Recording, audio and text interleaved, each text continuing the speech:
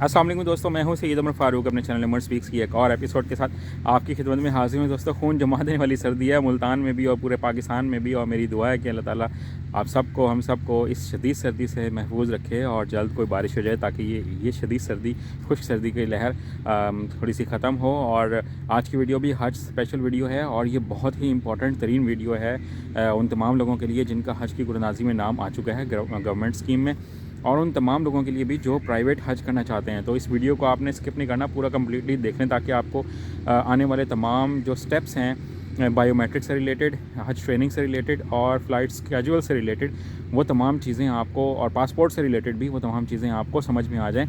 But video start करने से पहले आपसे सिर्फ इतनी सी रिक्वेस्ट है कि अगर आप हज और उम्रा से रिलेटेड लेटेस्ट इन्फॉर्मेशन से वाकिफ़ रहना चाहते हैं तो नीचे दिए गए सब्सक्राइब के बटन पे अभी क्लिक करें। मुझे पता है सर्दी है, आपके हाथ ठंडे हो रहे होंगे, बट सब्सक्राइब के बटन पे अभी क्लिक कर दें। जी तो दोस्तों, सबसे पहले अल्लाह ताला से दुआ है कि जो तमाम लोग हज में इंटरेस्टेड हैं तो 2024 में अल्लाह ताला उन सबको गवर्नमेंट स्कीम और प्राइवेट स्कीम के तहत साथ खैरियत के साथ हज की सादत नसीब फरमाएँ, उनको एक मकबूल हज की सादत नसीब फरमाएँ, आमीन के साथ वीडियो का आगाज़ कर लेते हैं।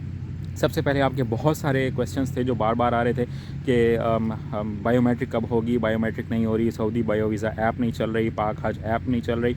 तो अभी जो लेटेस्ट न्यूज़ है और जो गवर्नमेंट ने इसको वेरीफाई भी किया है, उसके मुताबिक अभी सऊदी गवर्नमेंट ने सऊदी बायो वीज़ा ऐप जो है उसको ब्लॉक किया हुआ है। उसकी कोई भी रीज़न हो सकती है, बट वो जैसे ही सऊदी बायो वीज़ा ऐप जो है वो अपना काम यानी कि करना स्टार्ट कर देगी तो पाकिस्तानी गवर्नमेंट आपको अलाउ कर देगी कि आप भी बायोमेट्रिक कर लें। बट इसमें जो गवर्नमेंट कह रही है वो ये कह रही है तकरीबन 15 दिन से 1 महीने तक का टाइम लग सकता है। तो आप अभी फ़िलहाल वेट करें, जैसे ही बायोमेट्रिक स्टार्ट होगी तो मैं भी अपने चैनल पे अपडेट कर दूंगा। तो आप लोगों ने बायोमेट्रिक का जो प्रोसेस है वो स्टार्ट कर देना है। अभी बायो वीज़ा ऐप और पाक हज ऐप पे ये फैसिलिटी अवेलेबल नहीं है और ये सऊदी गवर्नमेंट की तरफ से प्रॉब्लम है। तो आप ये अपने माइंड में रख लें कि 1 महीना लग सकता है। अब जो ओवरसीज़ पाकिस्तानी हैं वो भी उसी ऐप के थ्रू ही बायोमेट्रिक करेंगे।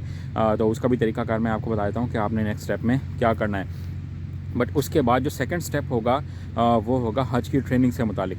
तो हज की जो ट्रेनिंग है जनाब वो बायोमेट्रिक के बाद होगी। तो इसका मतलब है कि 1 से 1.5 महीना लगेगा अभी हज की ट्रेनिंग में भी। बट जो ट्रेनिंग से रिलेटेड जो गाइडलाइन है और हज से मुतालिक जो गाइडलाइन है वो गवर्नमेंट ने भी दी है, और मैंने परसों ही एक वीडियो बनाई थी, उसका लिंक ऊपर आ रहा होगा। बट अगर चैनल पर भी जाकर देखें तो वो भी चेक कर लें, वो गाइडलाइन बहुत इंपॉर्टेंट है, वो वीडियो भी आपने देख लेनी है हज से मुतालिक।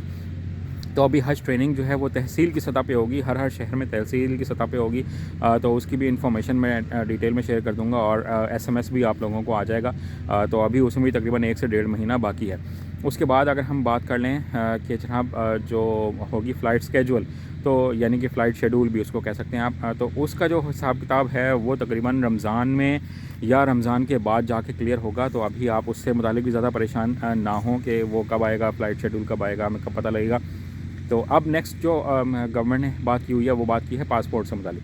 तो आप लोगों के अगर पासपोर्ट में कोई इशू है तो अभी उसी की एडिटिंग अगर आप करवाना चाहते हैं तो वो एडिटिंग आप लोग करवा लें, क्योंकि गवर्नमेंट अभी अलाउ कर रही है, क्योंकि अभी जो एप्लीकेशंस हैं वो वेरिफिकेशन की प्रोसेस में है। तो आपने अगर कोई करवानी है एडिटिंग तो आप अभी करवा सकते हैं। कुछ लोगों के मैसेजेस आ रहे थे कि हमने अभी एडिटिंग करवानी है, तो अभी बहुत टाइम है, आप जल्दी जल्दी अगर कोई भी प्रॉब्लम है तो उसको एडिट करवा लें। उसके बाद उसकी फिर ग्रुप्स भी बनेंगे और बाकी डिटेल्स बाद में उसकी शेयर होंगी।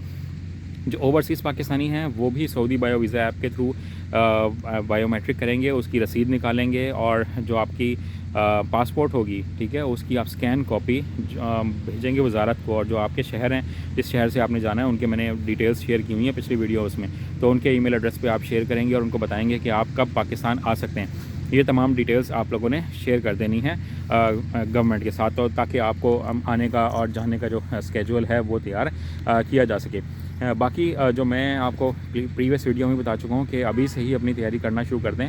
5 किलोमीटर कम से कम रोज़ाना चलें, नंगे पाँव चलें, ज़्यादा से ज़्यादा तिलावत करने की आदत डालें।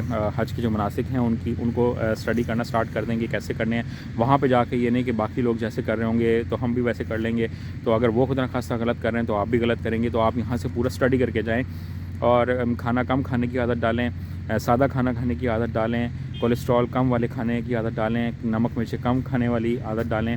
कोल्ड ड्रिंक्स का इस्तेमाल ज़रा कम से कम कर दें। गर्मी में रहने की थोड़ी सी आदत आपको डालनी पड़ेगी। अभी तो सर्दी है बट धूप में चलने की आदत, ज़मीन पे बैठने की आदत, ज़मीन पे सोने की आदत, ये तमाम चीज़ें आपको करनी पड़ेंगी। और ये पूरी डिटेल मेरी पिछली वीडियो में भी अवेलेबल है, आप चाहें तो वो भी देख सकते हैं।